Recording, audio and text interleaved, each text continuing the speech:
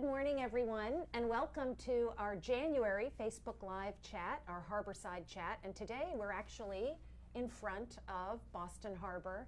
I'm delighted to have with us today Dr. Scott Kraus, who is our senior scientist at the Cabot Center for Ocean Life at the New England Aquarium, and an infamous whale scientist with a long history of very important research that some of which he's going to share with us in this discussion.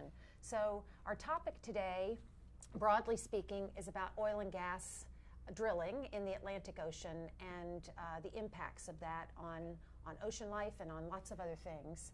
So I think what I'd like to do to start off, Scott, is to ask you sort of, what's really at risk? I happened to be leading Ocean Conservancy during the Deepwater Horizon spill and know firsthand about impacts that are often not known for decades to marine life in the Gulf, but we have a very different body of water here in the Gulf of Maine. Yeah. So, sort of, what's really at stake for this region, for the fishing industry?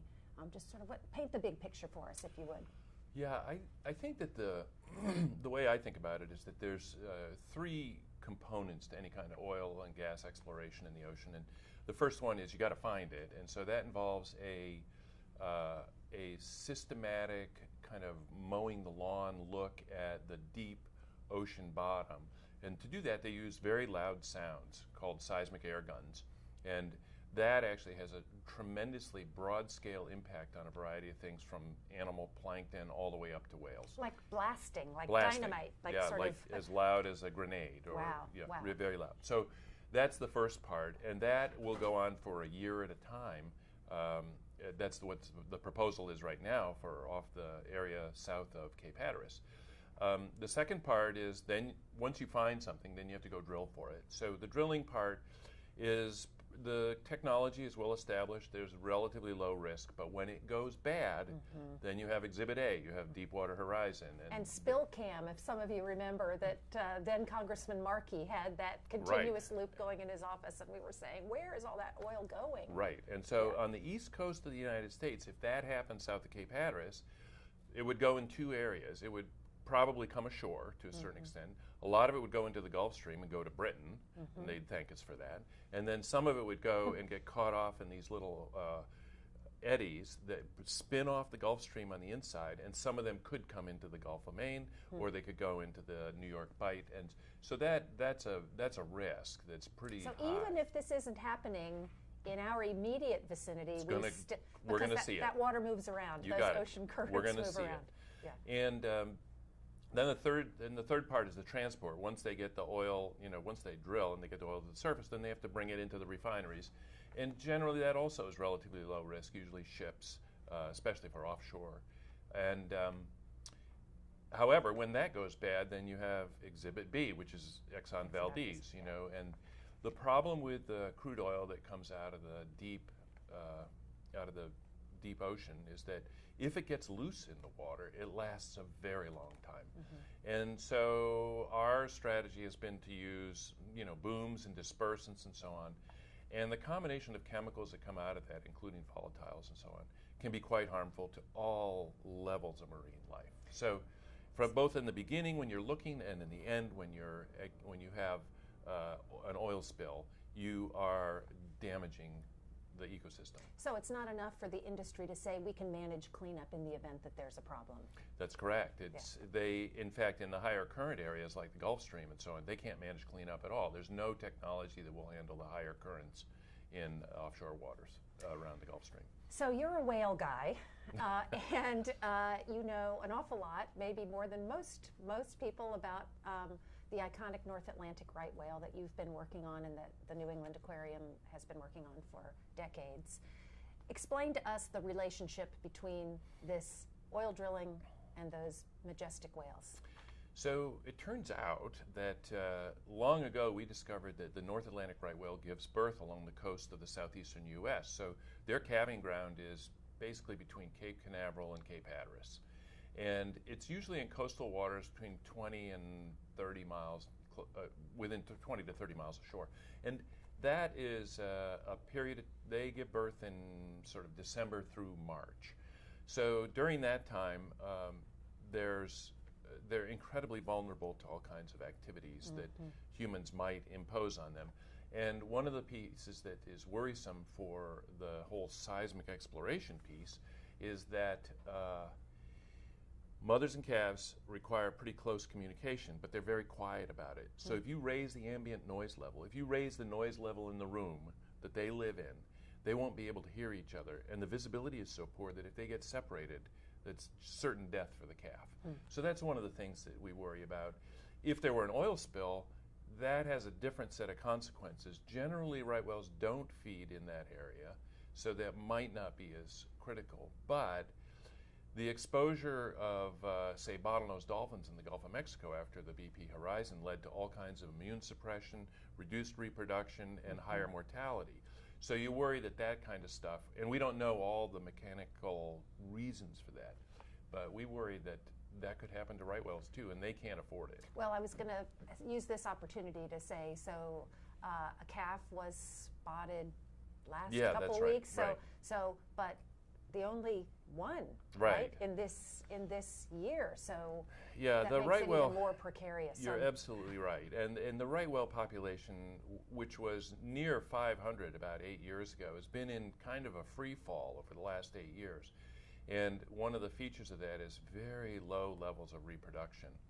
It's in 2018 there were no calves born. This year we have one, and everybody gets all excited about it. But in fact, we need to have 30. Yeah, right. We need to have a lot more. So, well, my point is, if you care about North Atlantic right whales, you don't want oil drilling in the Atlantic. That would be, that would be kind of the first thing you'd check off the list. Sometimes it's, I think we don't make these connections around a lot of things that are happening in the ocean, but this is one. So you talked about at all levels of the food chain this has an impact. So talk about the zooplankton and what happens to those lower levels of the food chain with this noise, seismic activity. Yeah, I mean, I think that the fishermen may be more aware of this than the average person on the street, but the zooplankton that live anywhere in the ocean are the bottom of the food chain, and they are the animals that reproduce in huge numbers and feed the larval stages of commercial fish species, and actually are the basis of all the commercial fish that we eat, and lobsters as well. And so, as if you have a systematic extinction or systematic killing off of zooplankton in an area that these animals are dependent upon, all of a sudden you're going to see cascades up the food chain where there'll be fewer and fewer forage fish, fewer and fewer commercial fish, and then ultimately fewer and fewer marine mammals, seabirds, and sea turtles. And this is the kind of thing that is very difficult to see in the short term because it takes a couple of generations of these animals. So, yeah, it's generally it's a bad thing for the ecosystem across the board, and it is one of these areas where fishermen and marine mammal scientists are completely aligned. This is a bad idea. So I want to pick up on that. So if you're a whale lover, this is a bad idea. If you are a commercial fisherman, this is a bad idea. And at a time in our nation, actually, where our politics are so divided, this is actually a kind of nonpartisan issue right now, where there is a lot of alignment, certainly all along the Atlantic coast, with mayors and elected officials really coming together against this. So what do we hope? What do we hope out of all of this? What do we hope will happen? Well, I hope that that some sense of appropriateness returns to the agencies in charge of leasing offshore undersea lands, and gets back on track with kind of an ecosystem-based management, that we think about the ocean system holistically. And we haven't even talked about tourism, but we got a lot of beaches between Cape Canaveral and eastern Maine, and those places have incredible value to people, and they will have less value when you have oil balls, tar balls coming up. I had the opportunity to do a flyover in the Gulf shortly after Deepwater Horizon, and it was really shocking to see the sort of widespread cleanup effort and the enormous impact that had on the fishing Right. industry, not just in the immediacy of the event, but for literally decades. I mean, we're still trying to figure out That's the right. impacts of Exxon Valdez. So I guess what I'd love you to say just a bit about is, so clearly we've identified the risk, but to me it seems like the risk is not worth what's at stake here is far greater than what we might benefit from with just some additional I think that's oil. true. It's very difficult to sort through all the various claims of the various parties, Yes. right? But the end result is that when you have an oil spill of the magnitude of the Deepwater Horizon or Exxon Valdez, the consequences of that last for 20 to 30 years. Yeah. So think about that in terms of economic losses to fisheries and to Right. tourism and so on. And the other thing I think that is worth remembering is that these systems don't work in isolation. People will say, well, who cares about whales or who cares about sea turtles and so on? Right. But in fact, those animals are part of the ecosystem that actually feed the zooplankton and the phytoplankton chain. And so when you start killing off any component of the system, you start really damaging things that matter to us, commercial fisheries. So one of the things I want to make sure, if you're watching us, we're going to take some questions in just a minute. So please make sure to get ready for that. And then this evening at the IMAX Theater here in Boston, we're also going to have a deeper discussion about this topic with some other panelists. So it's a free event, and I hope you'll take the opportunity to come. Let's talk a little bit more about noise in the ocean. That seems like such a strange concept. Right. But just before we were setting up here, there was some drilling going off in the background just for us, and it made me a little edgy to listen to that all day. Yeah. I can't imagine having to listen to that and what that might do to my own nervous system, much less the nervous system of some of these animals. We do know that elevated noise levels in the ocean create elevated stress hormones in things like whales and so on. And we know that elevated noise in human populations actually reduces learning ability in children and has stress impacts on humans in living in urban environments. And almost everyone has experienced the kind of stuff that we're talking about. If you go to a bar that gets busier and busier as the evening goes on, pretty soon you're yelling at the person right next to you, and you can't hear anybody 3 or 4 feet away. Yeah. So imagine an ocean filled with noise from shipping and seismic and so on. So there's already a lot of noise. There's already a lot of noise before the seismic blasts. Right, and so you start adding things to this without thinking about what you're doing. You create that bar environment. Now, the problem is that whales in particular and dolphins are all dependent upon acoustics. Remember that if you are let's say you're a 60-foot right whale and you're swimming in the Gulf of Maine, you can only see half your body length ahead of you, right? So you can see 30 or 40 feet. So they are entirely dependent upon acoustics to know where they are, where their neighbors are, where their kids are, how to find mates, how to find food. Everything is dependent upon noise and their ability to hear distances. And so when you start elevating the noise above what they normally use for communication, they could get in trouble.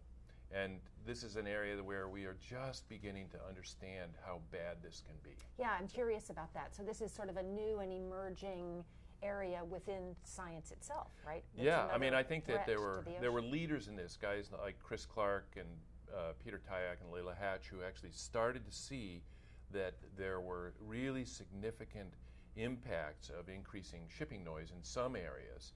And I've heard a statistic from Chris where he said there are areas off in New Jersey and New York when you have a lot of ships coming and going out there where the sound levels underwater exceed what you would consider OSHA standards for humans on land. Wow. But there are some things that can be done to solve this problem. So the interesting thing is that recent work done by a guy out on the West Coast, Hildebrand, has shown that you can actually modify existing ships with very relatively inexpensive features, and it reduces sound and increases efficiency. Now, who wouldn't want to do that? Right. It's like what the airplane industry was in the 1960s. You know. Well, that's a great comparison. Right. So they are starting to think about this in ways that will be much more creative. And there's also this whole slow ship movement where you reduce emissions and reduce carbon use. And for things that are not urgently needed to get across the ocean, the ships can go slower. and it saves everybody money and carbon and so on. So, and that also is much quieter, generally a quieter system. So I see that we do have a question, thanks. So what can regular people do about these issues? And that's from Michelle. Thanks, Michelle.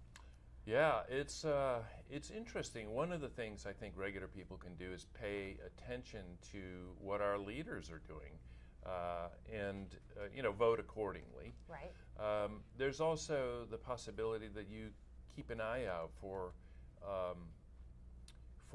activities that reduce, fossil fuel use, ways in which you can reduce the need to go drilling in the ocean and reduce the need for oil transport. And I think those are kind of things that I think a lot of people just do for granted. Well, and I will echo that to stay with our noise theme.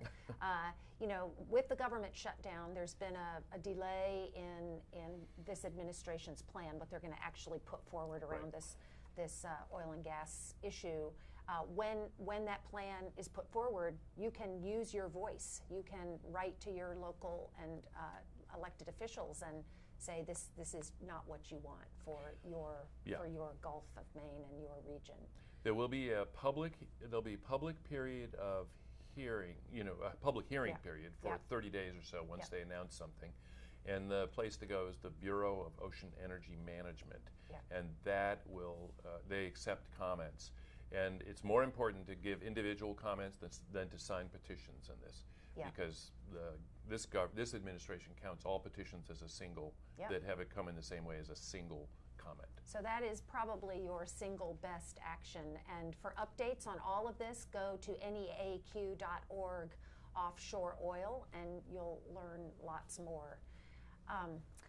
Wonderful. Well, so as a whale researcher and scientist, did you ever think you'd be an expert on oil and gas?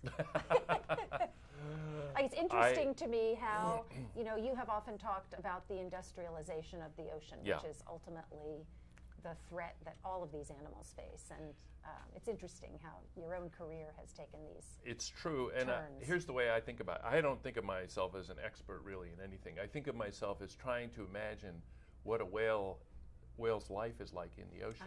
And really, it's no different than a person who lives in the city. You become an expert in not getting hit by cars, and you become an expert in finding the best food sources, and you find an expert in, where to do the best shopping or where the best place to take your kids are. And that's exactly what whales do in the ocean. It's just a question of figuring out, in the context of the way we are moving into the ocean, how we can minimize our impacts. Wonderful. Well, thank you, Scott Kraus, for all that Thank you do Vikki. for us and for all that you do for the ocean. And stay tuned with us for more dialogue about this and other interesting ocean topics from the New England Aquarium. Thanks so much.